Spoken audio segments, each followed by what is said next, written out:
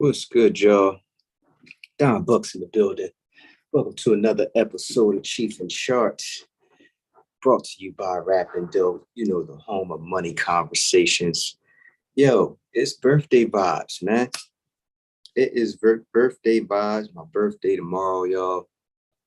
hmm Leo season, Leo gang. You feel me? So I plan on bringing it in tonight. Nothing crazy, but I'm definitely gonna bring it in tonight. You dig?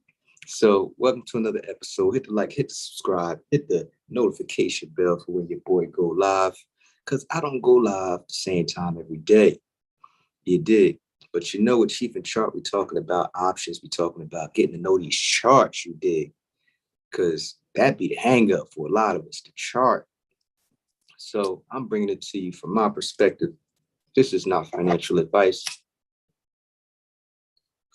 This is for educational and entertainment purposes only. You dig? So I told y'all yesterday, if y'all was tuned in, that the market was going to cool off. It's going to consolidate some of its strength. You know what I'm saying? Because it's been doing this thing past this whole week before, because y'all know we've been tapped in that we are out of the downtrend. We was in the downtrend. Everybody was screaming about the market since January. Joke screaming about the market, the stock market. But what we need to understand is we need to be running to the sale. Like when prices go down, that's when we shop. They say the stock market is the only store people run from when it's a sale. Tear them all down when it's a sale. Tear them all down. When the stock market go on sale, people, for some reason, one of the reasons is because we don't know any better.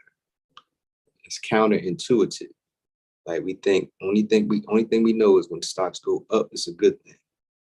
Like yes, that is a good thing because your ownership stake increases in value. Yes, but when stocks go down, now you can get an ownership stake for less money. So if you're buying dividend stocks, which I suggest, right, you'll be able to buy that dividend, that income for cheaper when the stock price goes down. All right. But here with options trading, the beauty of options trading is that you can make money when stocks go down. You don't have to limit yourself to only making money when stocks go up. You can make money when stocks go down too. Right? They're called put contracts, put options contracts. Right? So that's the gem for you guys. It's just now tapping into the market that there's money to be made on the downside. So let's get into this chart. Y'all some so y'all can see what's going on.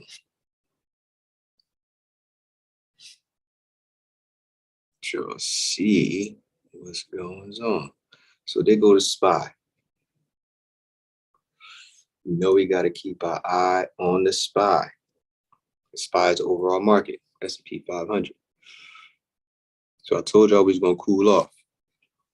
Now it looks like it approached a level. Like we done, this is the last swing high. We out of that. All right, we're out of that. But you still have to be mindful of your levels. Be mindful of your levels. You dig? So, I would say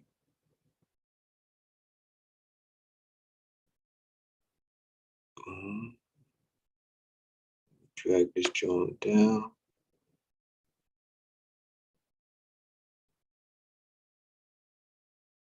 Ooh, look at that.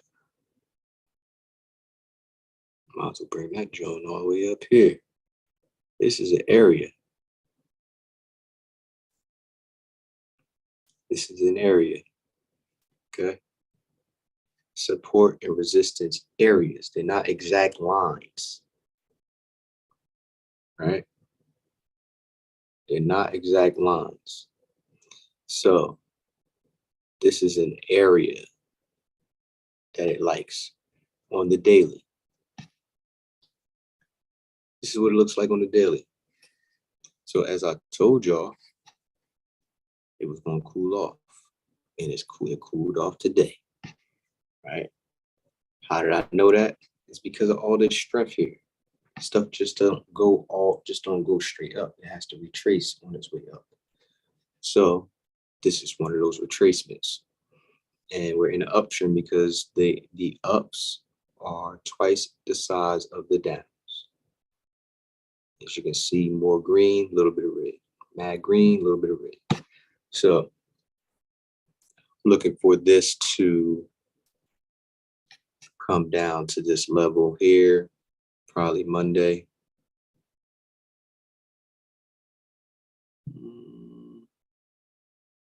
Let me see. Let me go to my trading time frame because it's definitely coming down. The next level of support is here. So let's see if there's anything in between. I got to go to my trading time frame. And is there anything in between? And it is. And that's where it stopped. So let's draw these levels in our trading time frame. Trading time frame meaning the one you're going to be using to make your entries and exits.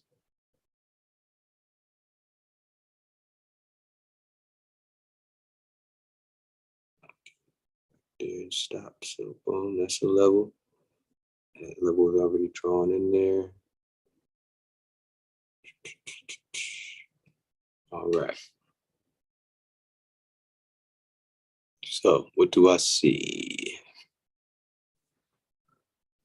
I see.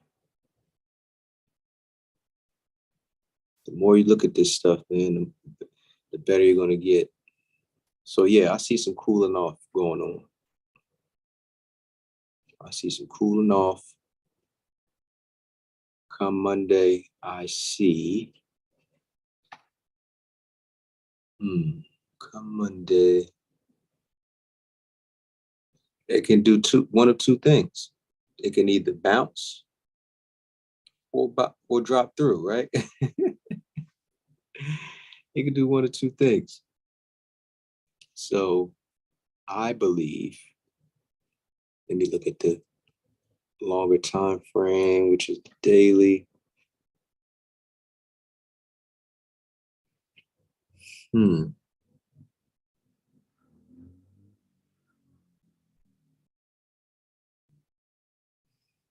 I think it's going to bounce. Because if I draw the bottoms. Boom, boom, boom. Look at that. What happens every time it hits the bottom? Boom, it bounces. Boom, it bounces. Boom. And it's a level on a lower time frame.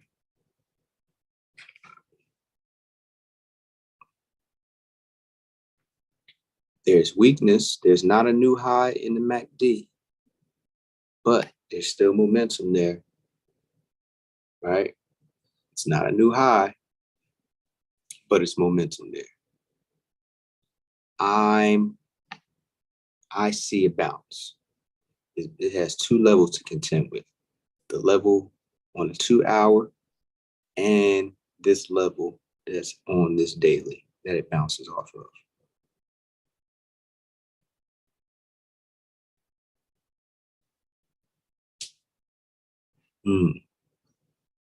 So this blue line is from the daily of the long-term trend.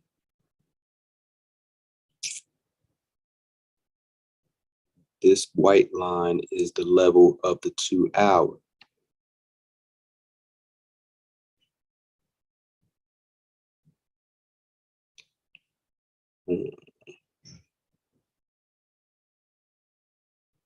I think it's going to bounce, or actually, you know what? I think it's going to meander a little bit. It's going to play around in this level here. That's what I think. But that's what I think. I can not know what I'm talking about. But we're on an uptrend. So any weakness says the long-term trend. Let me see the weekly. What the weekly say? Oh, wait. Look at that there. So the weekly has a new high in the MACD. Look what we have here, corresponding. What do we know about the longer term trend? Yes, the daily takes precedent over the 4 hour, 2 hour, and all those down there. But what takes precedence over the daily? The 2 hour? So when the longer term trend says one thing, everything else under that is short lived. It has to revert back to the longer term trend, which takes precedent. So if the weekly has a new high in the MACD with weakness here, that is a momentum divergence. Remember that, y'all? So that means there's strength here, y'all. That means that it done broke above this level on the weekly. So now it wants to go here.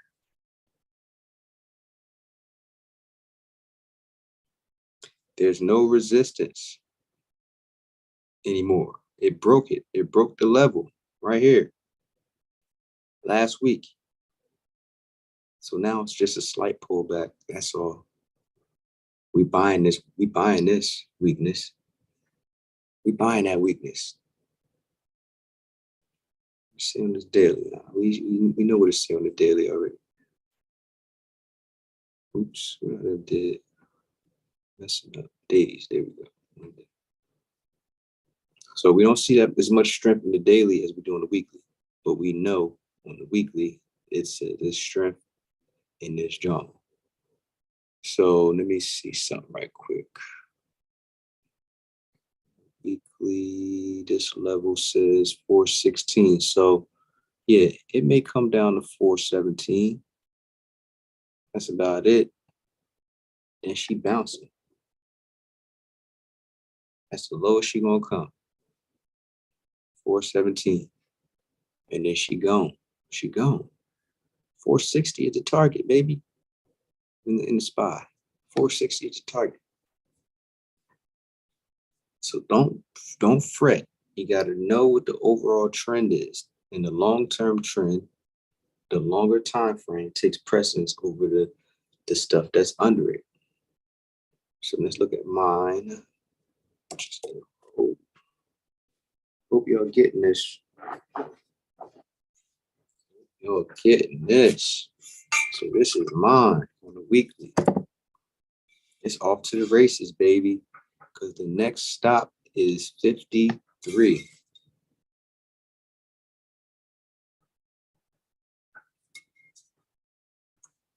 That's the next stop. Right? 53.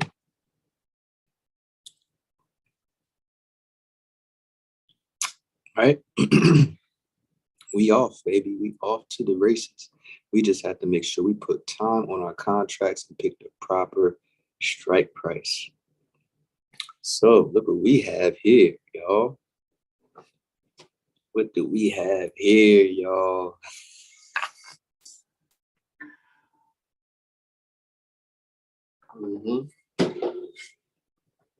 We have that good old, we got that good old momentum divergence, don't we? See, this is what we're going to start to see. When more and more we start seeing the same things over and over, y'all going to be able to start seeing it like I see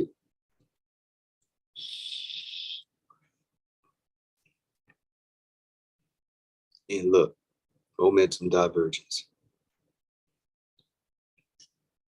You dig? That's where we at. So I bought this weakness yesterday. Well, I bought this weakness yesterday. Let me go into my trade time frame. So Yesterday is the 18th. So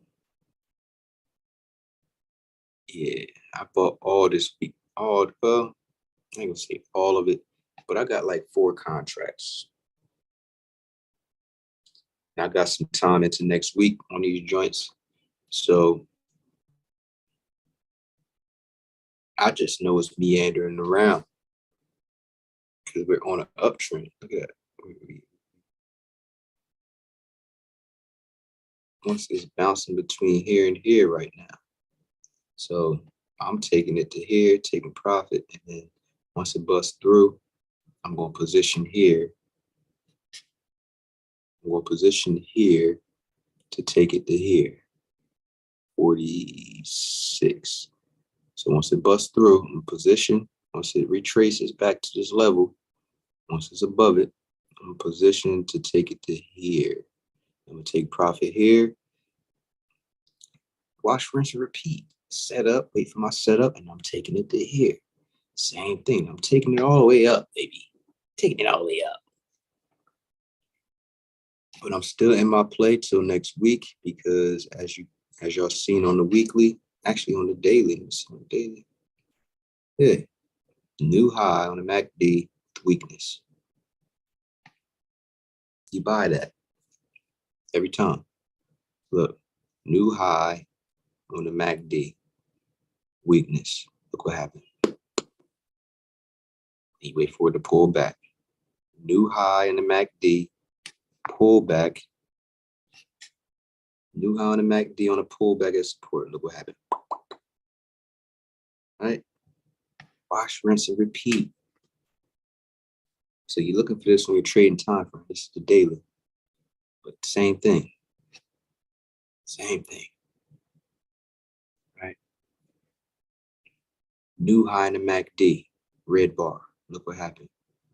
The next day, up here. You wait for it to pull back. Right? Pin bar. You know how I like pin bars. MACD still got momentum, not a new high, but we still got a pin bar. Look what happened the next day. Up here. Take profit. Because you know where your level's at, right? You're drawing your levels. So you know where you're taking profit. Right? Take profit. Boom. Wait for it to fall. You know what I'm saying? You might not be able to read this. So you're going to have to go to your longer time frame, the daily, and see what the heck is going on here. You might not have nothing. You might not see nothing. That's okay. But if you go to your daily and you see this weakness with this new high in the MACD, you hop on in there because look what happened. Next day, next couple days, it's up here. This is what we're doing. So I'm in my play. Till next week. New high in the MACD, weakness. I'm taking it to the next level, which is 48. But that's the daily. What's the trading time frame?